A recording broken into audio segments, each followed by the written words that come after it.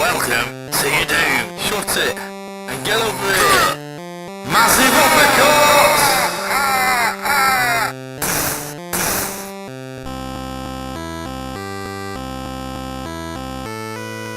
Hello and welcome to another edition of the JabJab Show. Today I'm reviewing the movie Guardians of the Galaxy Vol.2. Now this is directed by James Gunn and directed the first Guardians film. He also directed a film called Slither and one called Super. He also did a lot of work for Trauma back in his early career as well. Now, the film stars Chris Pratt, Zoe Saldana and Dave Bautista, also returning the voice talents of Vin Diesel and Bradley Cooper as Baby Groot and Wacky Raccoon respectively. So the story is the Guardians of the Galaxy continue to travel the cosmos, guarding the galaxy, and in doing so they must try and keep their dysfunctional family unit together while they track down the prequel's true parentage.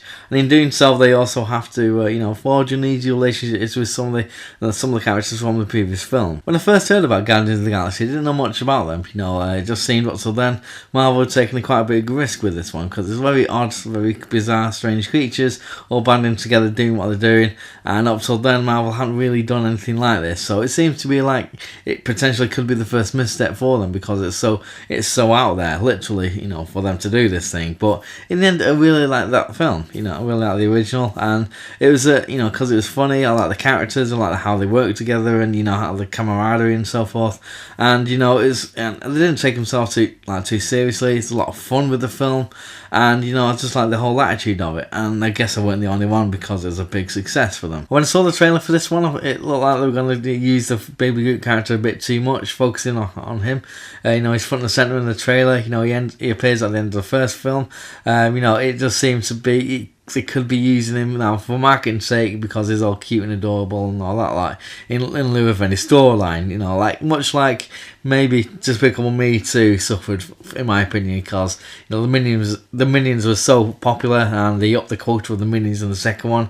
So the story for me personally in that film didn't really do much for me. It's just look, here's some Minions doing all weird stuff. Here we go. So I feel like they're going to do the same thing with Baby Groot here. To be honest, I feel like they got the balance just about right with him. He's not just there to stand about looking adorable, just to sell more toys, even though he probably will. And also the other characters, the dynamic and all the balance is just about right and fun, as I found it were in the first one. Like I say, there's a lot more of a dysfunctional family, with Gamora and Peter Quill in the mom and pop roles, kind of like a married couple. One of the main themes of the film here is family, just like in Fast and Furious 8. And the question of who is Peter Quill's dad that was raised in the first film is answered in this one as well.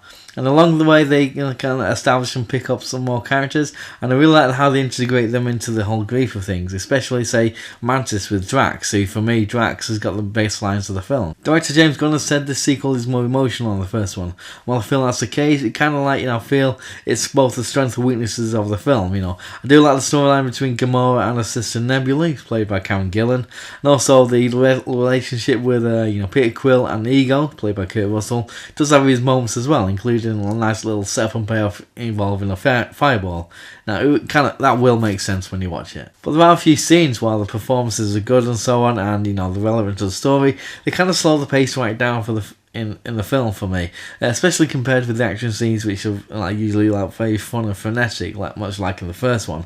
The character Ego is a literal planet personified by Kurt Russell. That takes a bit of explaining to do, as you'd expect, and it takes about a whole chunk of time.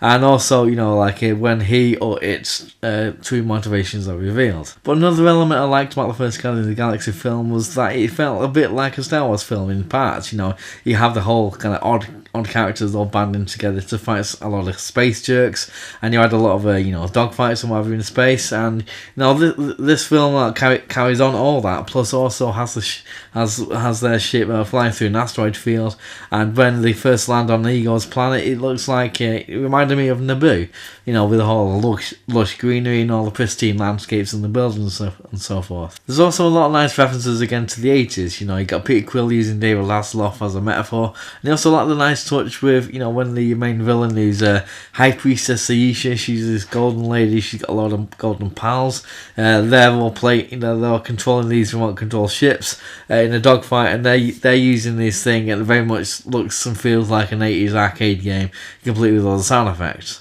The soundtrack for the film, again, for me, was excellent. You know, a couple of standouts include ELO's Mr. Blue Sky and Father and Son by Cat Stevens. You know, but there's a lot of great songs littered throughout the film. So in the end, I had a lot of fun with this. There's lots to enjoy, and it's all visual treat whenever the space battles are happening, or when Yondu's like a Arrow in particular, you know, like doing all this thing, and there's all the lights flying about, and you know, there's a lot of standout scenes action wise. I do prefer the first one though. You know, the pacing slows right down in this one a bit too much perhaps whenever there's a lot of explaining, like exposition that's happening. But saying all that, I'm going to give Guardians of the Galaxy Volume 2 8 gold people out of 10. You know, it retains a lot of the action, the fun, and the humour from the first film. And it kind of far outweighs the kind of pacing issues I do have with this film. So them's my opinions anyway. What's yours, and yours, and yours, and yours?